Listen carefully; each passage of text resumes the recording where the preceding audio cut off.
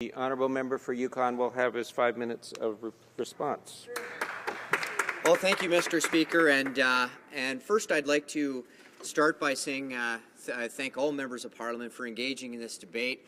It's been a great opportunity to bring the intentions of Bill C583 to the forefront, and I think very much. And I'll talk quickly about the impetus for the bill and my belief in it. But before I get to that, of course, there are a few people in my community in the Yukon I'd like to thank for all the work that they've done to support this legislation and getting this far, particularly Rod Snow and Heather McFadden, the great people at FASI Yukon, Mike McCann, and of course a recent visit here in Ottawa by a good friend and former member of the Royal Canadian Mounted Police, Gina Nagano, who provided some fantastic insight into the merits of Bill C-583. My staff, of course, Mr. Speaker, as you can imagine, the evolution of this bill have also done a tremendous amount of work with the broad stakeholders across Canada, and for that I thank them. And the great stakeholders in our nation who have done so much work. We've been able to get the bill to this point. Mr. Speaker, I want to touch on one thing so that those in that community, across the community, realize, unfortunately, in private members' bills' lives, time is not always our friend. And as we know it's not immediate, but as we near the end of the 41st Parliament, I'm being very realistic about the chances of my bill now getting through all the phases they need to go through, including 3 readings in the Senate. And it's important to me that we don't just have a symbolic victory for this bill, that we actually have concrete, measurable, and tangible things. And on that note, Mr. Speaker, I was proud to support the government's initiative to expedite the subject matter of this bill, move it into committee, break down the silos and go cross-departmental and study this bill from a broader range than the focus that I had under C-583. And from that, Mr. Speaker, I have absolutely no doubt whatsoever that we are going to achieve outcomes and recommendations that will provide a broader benefit for the entire community of FASD. And I very much look forward to seeing the results of that study, hearing from expert testimony right across Canada, but particularly from my home territory in the Yukon that I know are leading the way in FASD research.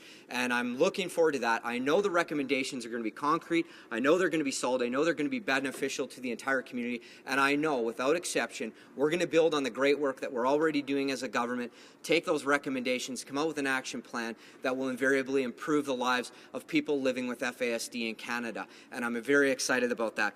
And I can't help but notice, Mr. Speaker, in the world of social media already the NDP has tweeted out that I've agreed to kill my own bill. So let's correct the record on that point before they get on their tweeter storm.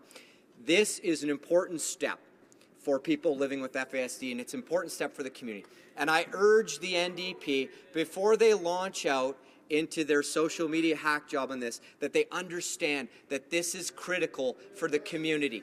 This is important for the people across this country, and their opportunity to study and research this is going to be the most significant step forward that we've had on FASD in a long time in the Canadian House of Parliament. And for that I'm proud, and for their previous support of my bill I'm thankful. But I ask them and I urge them to not play politics with this issue, to get on board, support the committee, provide witnesses, participate wholeheartedly and fulsomely, provide recommendations that are going to help this community, and avoid the social media attack campaign that they've already started less than a minute and a half ago, and get on side with this community. That's what I'm asking as we move forward, and I look forward to it. Because, Mr. Speaker, fundamentally, as a former member of the Royal Canadian Mounted Police and as a Deputy Superintendent of the Whitehorse Correctional Facility, I know and I've seen firsthand the impacts of the criminal justice system and people living with FASD who involve themselves or get mixed up in it.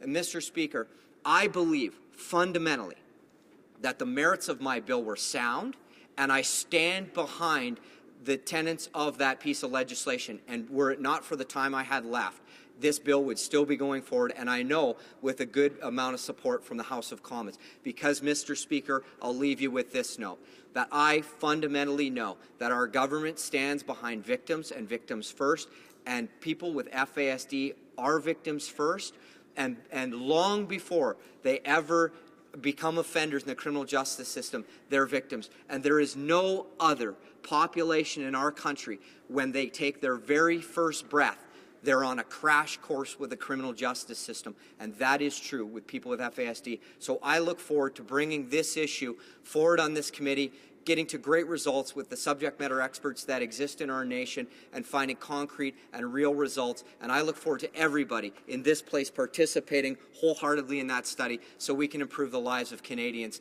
And I thank the government for their efforts on this. Thank you, Mr. Speaker.